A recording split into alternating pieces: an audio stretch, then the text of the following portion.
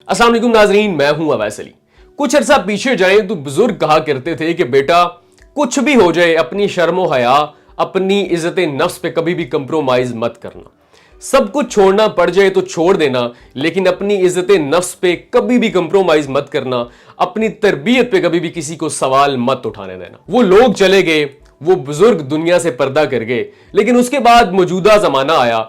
यहां पे जो कुछ भी है वो मादा परस्ती है। आप आज के जमाने में देखें, लोग सिर्फ पैसे को तरजीह देते हैं, चाहे वो हराम का है चाहे वो हलाल का है, इस बात से उन्हें कोई फर्क नहीं पड़ता। यहां पे स्टेटस की लड़ाई है, यहां पे स्टेटस की जंग है, यहां पे शोहरत की हवस है और शोहरत की भूख है। इस सारी तमहीद का मकसद सिर्फ एक वाकया है, और ये वो वाकया है जो मुसलसल नजरअंदाज किया जा रहा था। लोग छोड़ रहे थे कि शायद इनको ख्याल आ जाए, शायद इनको थोड़ा सा एहसास हो जाए। अगर आम दिनों में नहीं तो शायद माह मुकद्दस में ही इस बात का इन्हें ख्याल आ जाए कि हम मुआशरे को क्या दे रहे हैं, हम लोगों को क्या दिखा रहे हैं। और वो भी तब जब ये बात नेशनल टीवी की आ जाए, वो नेशनल टीवी जिसको हमारी बहन बेटियां, हमारी माएँ बहनें, हमारी फैमिली बैठ के देखती है। फ्री टाइम में उनके लिए तफरीह का एक ही मौका है कि वो टीवी देखें।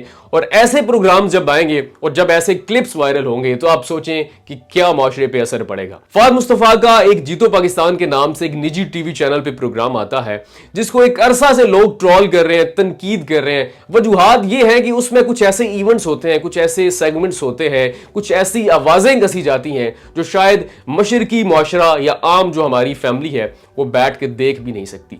अगर आप इन दिनों की बात करें तो एक क्लिप वायरल होता है जहां पे मियां बीवी उस जीतो पाकिस्तान में हिस्सा लेते हैं। किसी इवेंट में वो कामयाब होते हैं तो उन्हें फहद मुस्तफा की जानिब से एक अदद बाइक तोहफे में दी जाती है। जब वो बाइक लेने के लिए आते हैं तो उन मियां बीवी में से जो उनके शोहर होते हैं वो बाइक चलाने लगते हैं, उनकी बीवी पीछे बैठने लगती है। तो तब उन्हें कुछ ख्याल आता है, उन्हें याद आता है क्योंकि बहुत सारे कैमरे मुझे देख रहे हैं, लोग देख रहे हैं, तो क्यों ना मैं फहद मुस्तफा के साथ बैठूं तो मेरी वाह वाह हो जाएगी, मुआशरे में भी, खानदान में भी, लोगों में भी। तो शोहर का क्या है, शोहर तो घर में भी मिल जाएगा, शोहर ने तो सारी जिंदगी साथ रहना है। तो वो बीवी कमाल हिम्मत के साथ, जी हां कमाल हिम्मत के साथ अपने शोहर से कहती है कि आप बाइक से उतरें और फहद मुस्तफा को बैठने दें।